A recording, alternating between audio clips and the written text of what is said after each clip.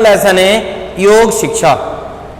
योग शिक्षा के अंतर्गत हम जो है इस लेसन में जिस जिस विषय पर अध्ययन करेंगे पहले मैं उसके बारे में आपको बता रहा हूं। जैसा कि योग शिक्षा के अंतर्गत सबसे पहले हम आज अध्ययन करेंगे योग का,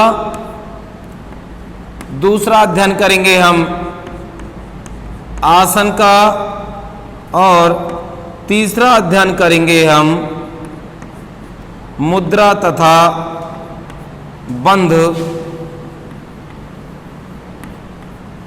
और शुद्धि क्रियाओं का।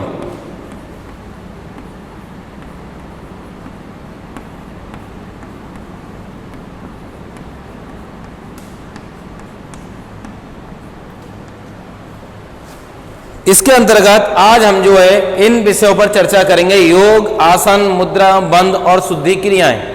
बच्चों, सबसे पहली बात, जैसा कि हम जानते हैं शारीरिक शिक्षा, सारी शिक्षा जो हमारे वो शरीर से संबंधित शिक्षा है, अर्थात शरीर से संबंधित जो भी जानकारी है वो हमें शारीरिक शिक्षा के अंतर्गत प्राप्त होती है। अब इसके अंदर पाठ है हमारा योग शिक्षा।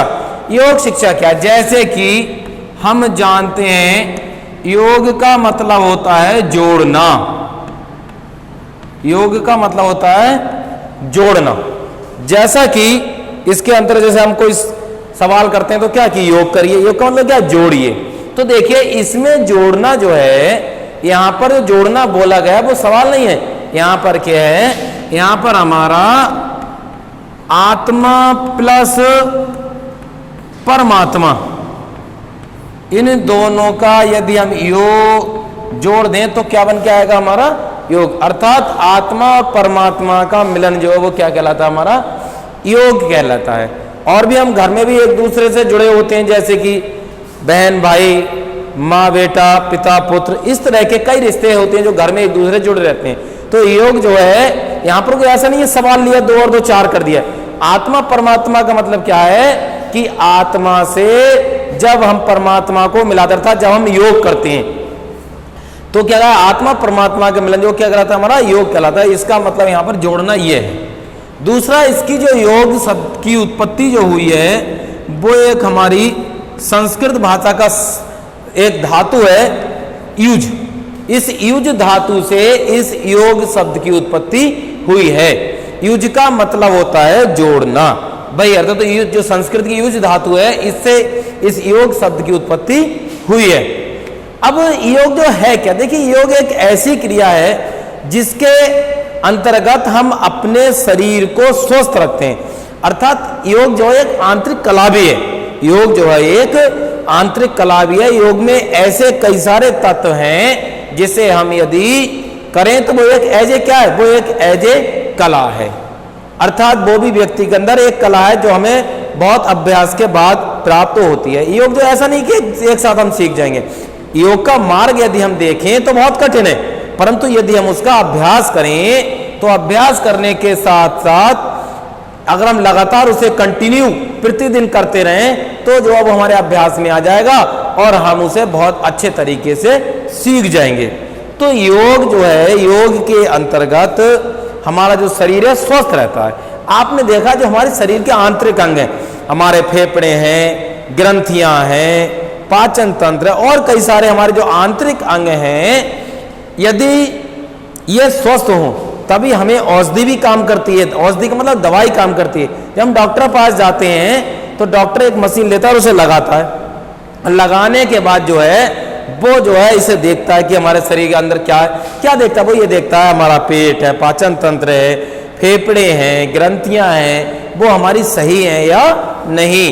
क्योंकि ये जो है औषधि दवाई भी तभी कार्य करती है जब हमारे शरीर के ये आंतरिक अंग स्वस्थ हों।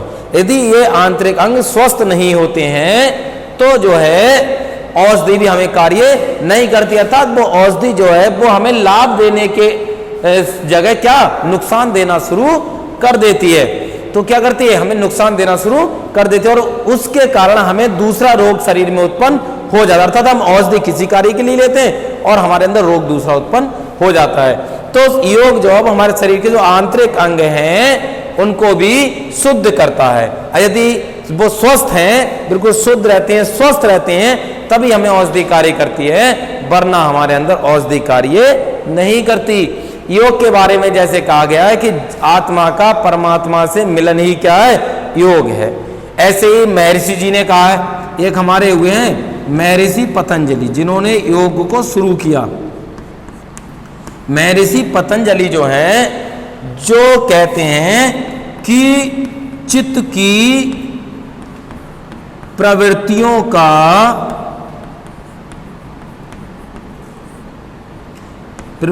का निरोध ही योग है। निरोध ही योग है। अर्थात जो हमारी चित्त वृत्तियां होती हैं, यदि उन पर हमारा काबू है, यदि हम उनका लगातार विरोध करते रहें, तो भाई हमारा क्या है, योग है। अर्थात जो हमारे अंदर मन में कई सारी ऐसी जिज्ञासाएं होती है जिन्हें उत्पन्न नहीं होना चाहिए, यदि हमने उन पर काबू पा लिया तो भाई क्या है, भाई हमारा क्या चीज है, भाई हमारा योग है। ठीक है नहीं? तो योग जो है वो हमारा एक ऐसी क्रिया है जिसे हम करें तो हमारे अंदर कभी भी कोई रोग उत्पन्न नहीं हो सकता और हमारा शरीर जो है वो कैसा रहेगा, निरोगी रहेगा। ठीक है बेटा, अब आगे चलते हैं हम। अब आगे क्या करें, देखिए योग के भी अंग हैं, योग के भी अंग है। ऐसा नहीं है, योग तो एक समूह है, योग तो एक समूह है। अब योग के अंतर्गत कई सारी चीजें आती हैं। अगर हम देखें तो योग के अंग देखें तो योग के जो अंग हैं, योग के अंग में 8 अंग हैं, योग के 8 अंग है, इसलिए इसे अष्टांग योग भी कहते हैं। योग के अंगों के कारण ही इसे हम अष्टांग योग भी कहते हैं। कोई पूछ ले अष्टांग योग क्या है, तो अष्टांग योग कोई अलग नहीं है, बस क्या है कि जो योग हम करते हैं इसके 8 अंग हैं।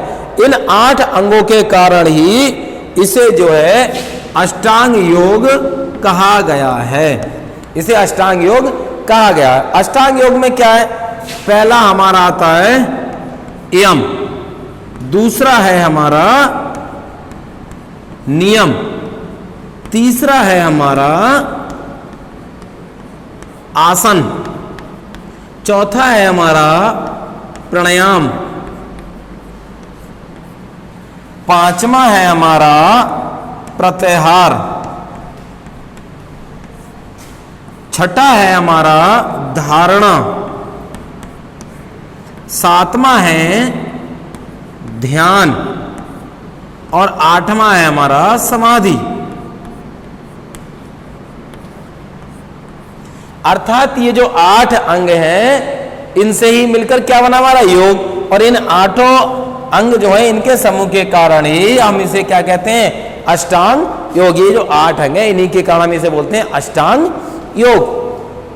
अब अष्टांग योग के अंतर्गत ये सभी अलग अलग है, यम नियम आसन ये इसी क्रम में याद करने हैं हमें जो ऐसा नहीं कोई कहीं लिख दिया, इसी क्रम में याद करने हैं। यम नियम आसन प्राणायाम प्रत्याहार धारणा ध्यान समाधि, बहुत आसानी से याद हो जाएंगे। आप मेरे साथ कर सकते हैं, यम नियम आसन प्राणायाम प्रत्याहार धारणा ध्यान समाधि, आराम से बहुत आसानी से आप याद कर सकते हैं। ये 8 अंग हैं और इन्हीं 8 अंगों के कारण इसे हम अष्टांग योग कहते हैं। तो योग के क्या अंग होते हैं बेटा, 8 अंग होते हैं। 8 के मैंने आपको नाम बता दिए। अब चलिए आगे चलते हैं। आगे अब देखते हैं हम इसमें सबसे पहले जो है हमारा वो यम क्या है। देखिए जो मैंने आपको 8 अंग बताए, अब 8 अंग में सबसे पहले है हमारा यम। अष्टांग योग के अंतर्गत सबसे पहला हमारा क्या है, यम। देखिए यम जो है, यम हमारे 5 होते हैं। यम कितने होते हैं, 5। अब यम जो है 5 होते हैं। अब यम के अंतर्गत अब मेन चीज सबसे पहले याद है यम क्या है।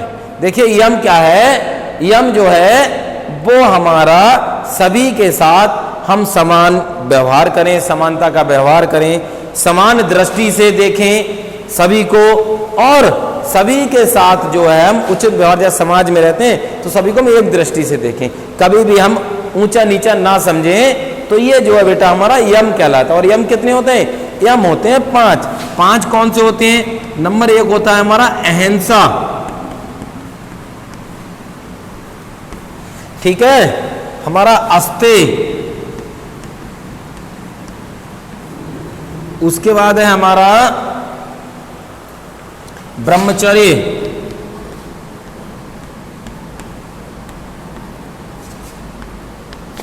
अपरिग्रह,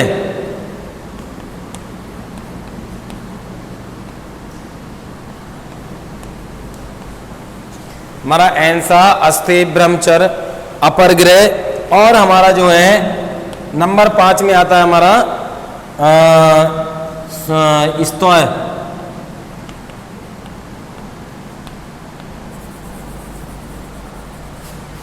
अहिंसा, अस्तेय, ब्रह्मचर्य, अपरिग्रह, और हमारा आता है यहाँ पे।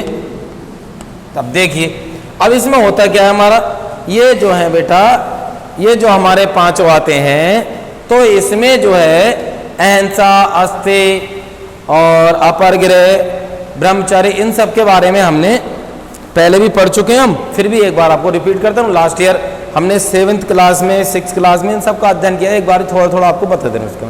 देखिए सबसे पहले जैसे हमारा आता है, सबसे पहले अहिंसा। अहिंसा क्या है? देखिए जैसा कि हम जानते हैं कि अहिंसा परमो धर्म, अर्थात अहिंसा जो है वो एक ऐसी चीज है जैसे हमें किसी से झगड़ा नहीं करना, किसी को गलत शब्द नहीं बोलना, अर्थात हमें सभी के साथ प्रेम पूर्वक रहना चाहिए। भाई हमारा क्या है? भाई हमारी अहिंसा है। भाई हमारा क्या है? उसके अंतर्गत ही हमारा क्या आता है? उसके अंतर्गत ही हमारा क्या आता है? उसके अंदर आता है हमारा अहिंसा। तो हमारा जो अहिंसा है वो क्या है बेटा? किसी के साथ झगड़ा ना करना, सबके साथ प्रेम पूर्वक रहना, सभी के साथ समान दृष्टि का व्यवहार करना, ठीक। उसके बाद आता है अस्तेय। अस्तेय क्या चीज है? अब जैसे आप कहेंगे अस्तेय, अस्त होना, ऐसा नहीं है। यहां पर अस्तेय का मतलब होता है चोरी ना करना, अर्थात हम जो है अपना मन, कर्म और वचन सभी से चोरी ना करें, अर्थात किसी के साथ हम मन में कुछ है हमारे लिए और हम उसके साथ व्यवहार कुछ कर रहे हैं, कर्म हम कार्य कुछ करते हैं और बखान कुछ करते हैं, और हमारा मन, कर्म, वचन। और वचन क्या है? वचन ये होता है कि हमने जो है किसी के लिए कोई वचन दिया, किसी से कोई वादा किया और हमने क्या किया? उस वादे को हमने ठुकरा दिया, अर्थात उस बात को हमने फिर बाद में मना कर दिया। तो ये क्या है? ये जो है हमारा अस्तेय है, अर्थात हमें मन, कर्म, वचन से चोरी ना करना क्या है? हमारा अस्तेय कहलाता है। अब आता है बेटा ब्रह्मचर्य। ब्रह्मचर्य क्या है? जैसा कि हम जानते हैं, ब्रह्मचर्य का मतलब होता है हमारी जो समस्त इंद्रियां हैं, अर्थात अपनी समस्त भावनाओं और इंद्रियों को बस में करना, क्या कहलाता है? हमारा ब्रह्मचर्य कहलाता है, ठीक है। उसके बाद आता है अपरिग्रह। अपरिग्रह का मतलब होता है त्याग करना, अर्थात एक तो ऐसा होता है कि हम किसी की कोई चीज ना लें, उसका हम त्याग कर दें, परंतु कभी कभी ऐसा होता है कि कोई व्यक्ति हमें दान में देता है तो हम उस दान ली हुई चीज को भी त्याग दें, जिसने हमें दान दिया उस दान की हुई चीज को भी हम त्याग दें, तो वह क्या कहलाता है? हमारा अपरिग्रह कहलाता है। अब आता है हमारा सत्य। नीचे सत्य क्या है? सत्य का मतलब होता है हमेशा हमें सच्चाई का रास्ता अपनाना चाहिए, हमें हमेशा सत्य का साथ देना चाहिए। तो ये क्या है? हमारे ये 5 हमारे क्या चीज है? ये 5 हमारे नियम है। इसका आता है नियम। देखिए नियम क्या है?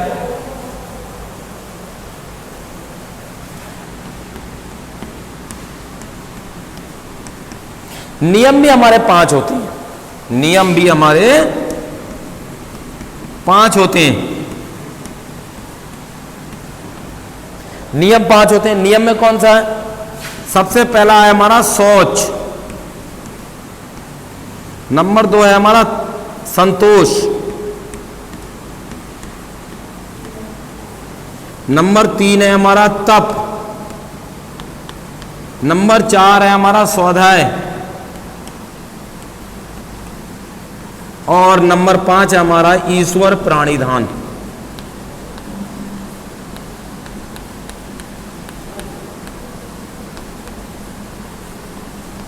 ईश्वर प्राणिधान। अब देखिए सबसे पहले आता है हमारा शौच। कि शौच क्या है। देखिए शौच का मतलब होता है जैसे हम सुबह सुबह अपनी जो नित्य क्रियाएं होती हैं उसे हम करते हैं, ठीक है नहीं। जो हम नित्य क्रियाएं होती हैं वो यहाँ पर शौच का मतलब ये नहीं है कि हम सुबह सुबह जैसे हम शौचालय जाते हैं तो जो हम शौच करते हैं, यहाँ पर शौच का मतलब है जो हमारे अंदर गंदगी है, जो हमारे अंदर गलत भावनाएं हैं, उनको त्याग कर हम कोई अच्छा करें, मतलब उन्हें त्याग दें, अपने को बिल्कुल साफ रखें, उनसे अलग रखें, अर्थात अपने अंदर जो बुराइयां हैं उन्हें हम त्याग दें। वो जो है हमारे क्या कहलाती हैं, वो हमारे शौच के अंतर्गत आता है। अर्थात शौच किसे कहते हैं, शौच का मतलब होता है नियम है शौच। शौच का मतलब होता है अपने अंदर की गंदगी को दूर करना, क्या कहलाता है हमारा, शौच के अंतर्गत आता है, शौच कहलाता है। शौच क्या आता है हमारा, संतोष, उसके बाद आता है हमारा संतोष। संतोष क्या है, चौक लगे दो ठोक दी, ले आओ फटाफट, अभी तो बोल लो। हाँ, तो आता है संतोष। संतोष क्या है, देखिए संतोष का मतलब होता है हमें तप क्या है, देखिए तप जो है हमारा, तप का मतलब होता है अपने मन में हमने कोई भी प्रतिज्ञा ले रखी, अब उस प्रतिज्ञा पूरे करने में हमें अनेक कष्ट भी झेलने पड़ेंगे और भी कई कार्य मिलेंगे। तो जो है तप का मतलब है हमें जो है अपने अंदर कितने भी हमें कष्ट झेलने पड़े, परंतु हमने जो एक बार सोच लिया उसे हमें पूरी सतर्कता के साथ करना चाहिए। आप पढ़ रहे हैं, आपको पढ़ाई में कितनी परेशानी आए, परंतु आपके मन में कि भाई मुझे पढ़ना है और अच्छे नंबर प्राप्त करना है, तो भाई ये तप ये है।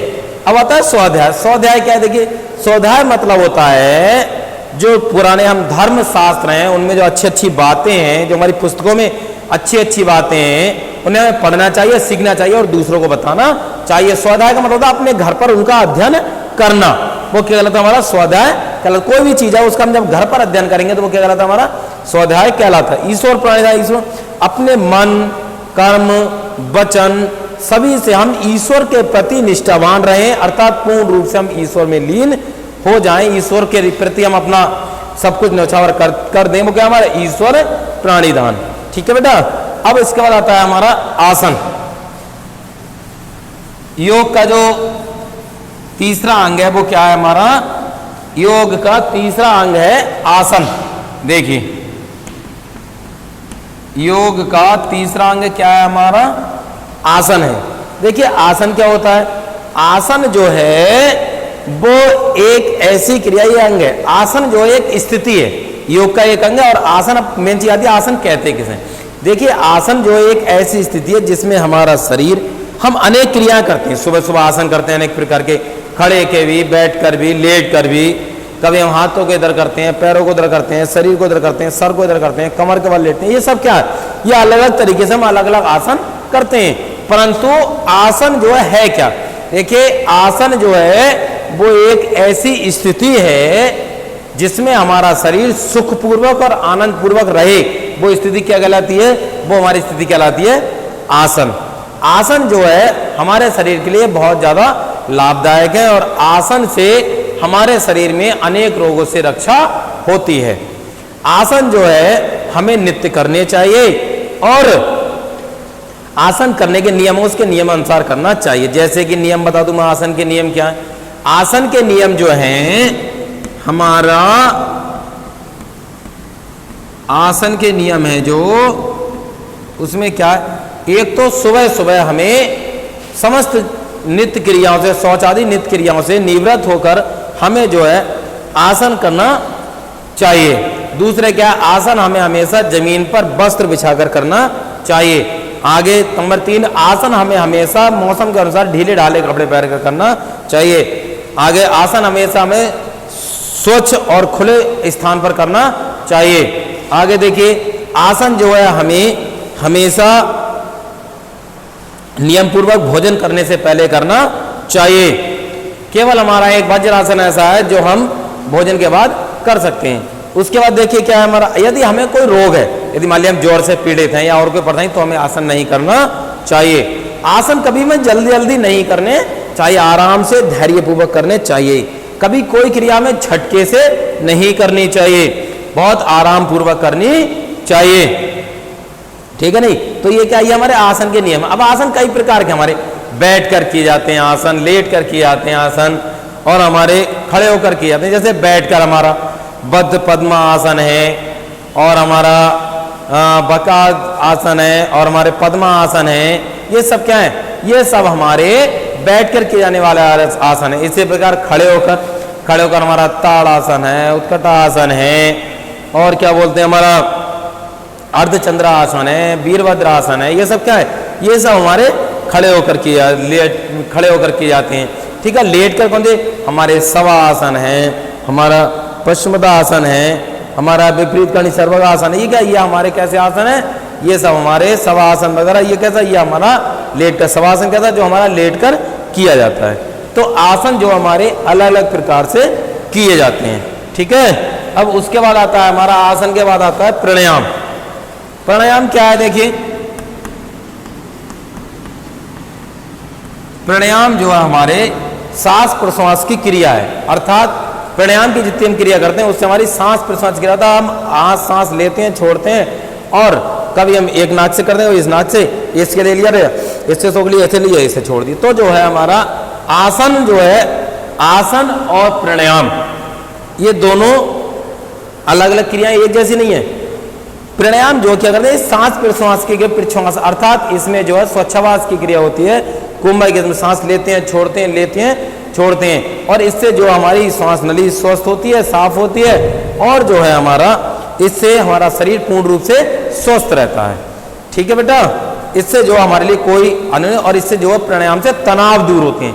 हमारे जब कोई टेंशन होती है, हम ध्यान से पूर्ण प्राणायाम करते हैं, तो प्राणायाम से हमारे तनाव दूर होते हैं। अब उसका आता है प्रत्याहार। इसके बाद क्या आता है हमारा प्रत्याहार। प्रत्याहार क्या चीज है, देखिए प्रत्याहार जो है अपने मन को इधर उधर संसार में भटकने से बचाना, अर्थात अपने मन की जो चंचलता है उन पर काबू करना। इधर उधर मन हमारा ना भागे, अनेक प्रकार की भावनाएं जागृत ना हो, तो वो क्या कहलाता है हमारा, वो कहलाता है हमारा प्रत्याहार। अर्थात सभी संसार के समस्त इधर उधर की चीजें हैं, अपनी मन की चंचलता को रोकना, उन पर अपना पूरा प्रभाव बनाना, क्या कहलाता है हमारा प्रत्याहार कहलाता है। ठीक है। अब उसके बाद आता है धारणा।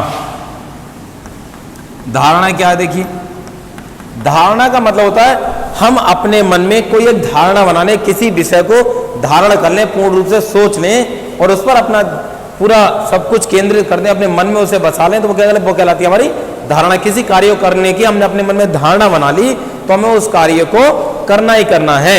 ठीक है बेटा। धारणा के बाद आता है ध्यान। ध्यान देखिए क्या है,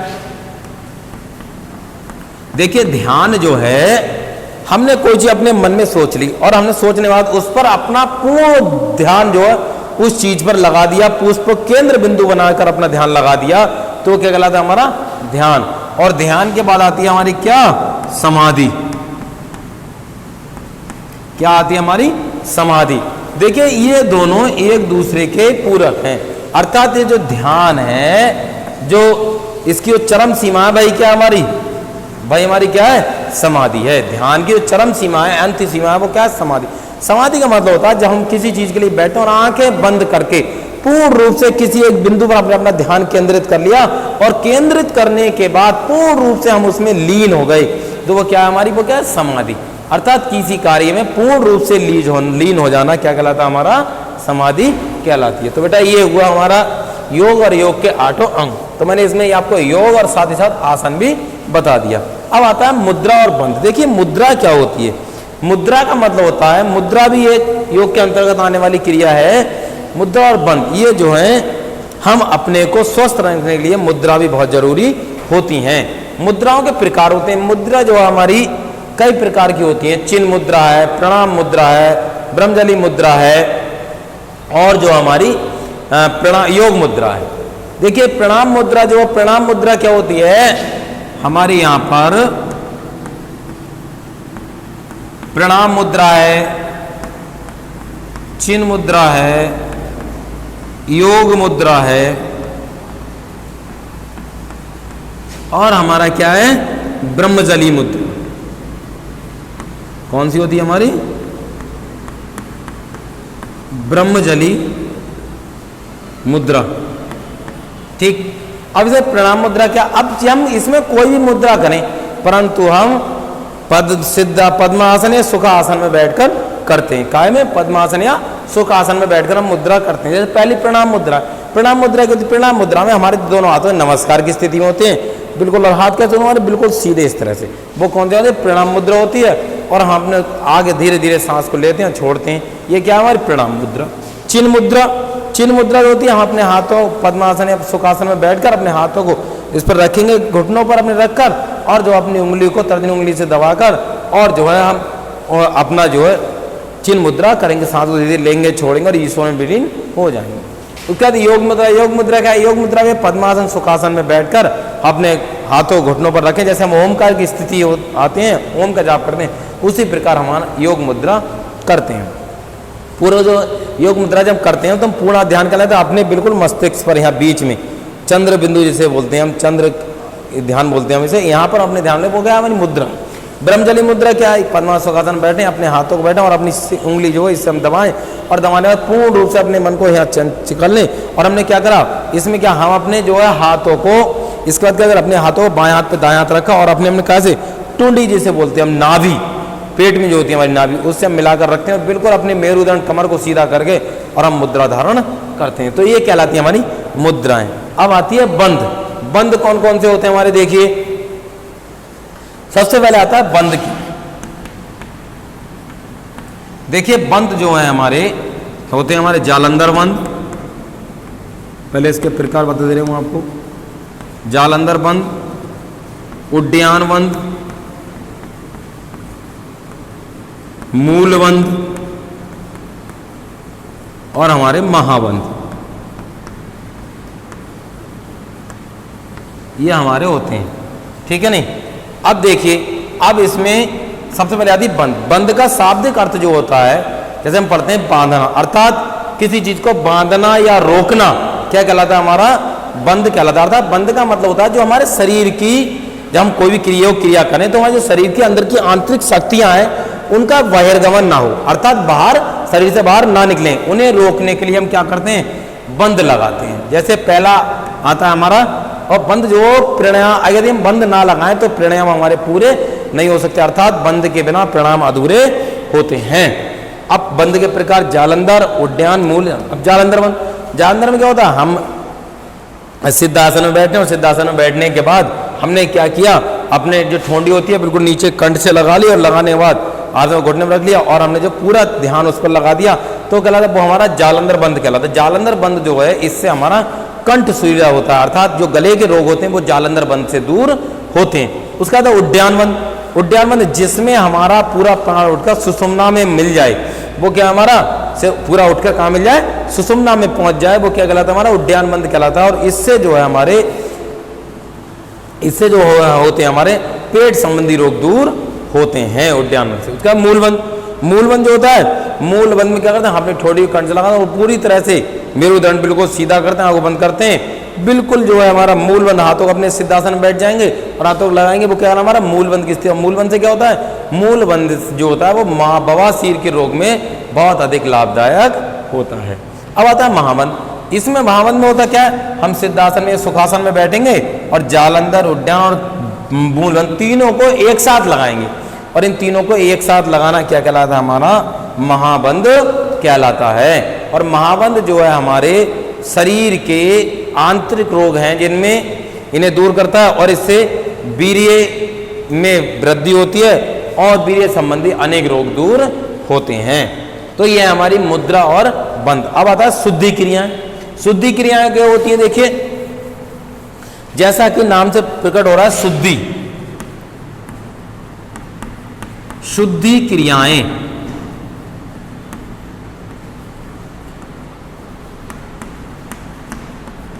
शुद्धि क्रियाएं।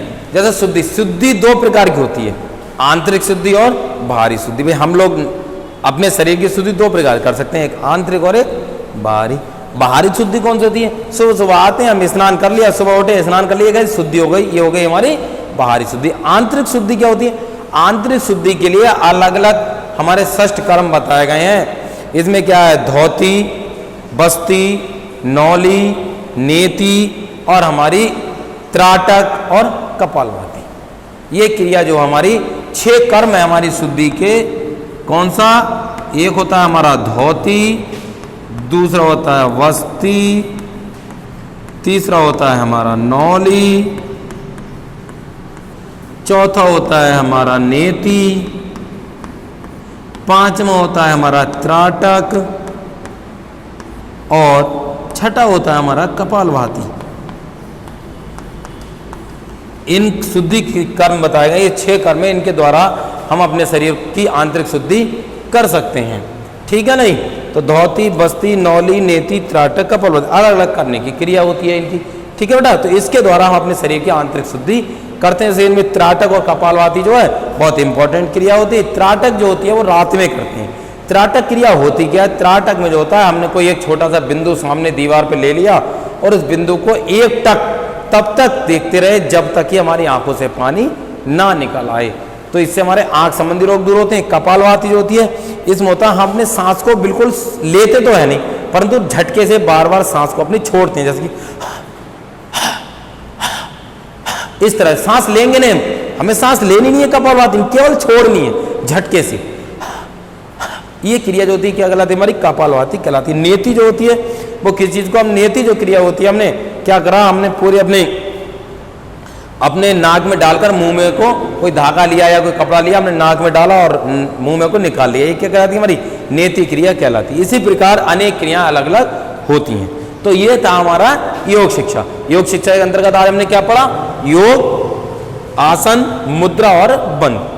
मैं समझता हूं आप लोगों को समझ में आ गया होगा। या फिर भी किसी को कोई त्रुटि लगती है तो मेरा नंबर ग्रुप पर है, मुझसे तुरंत कॉल कर सकते हैं और इससे संबंधित जो PDF है वो आपको वीडियो के साथ भेज दिए जाएंगे। धन्यवाद।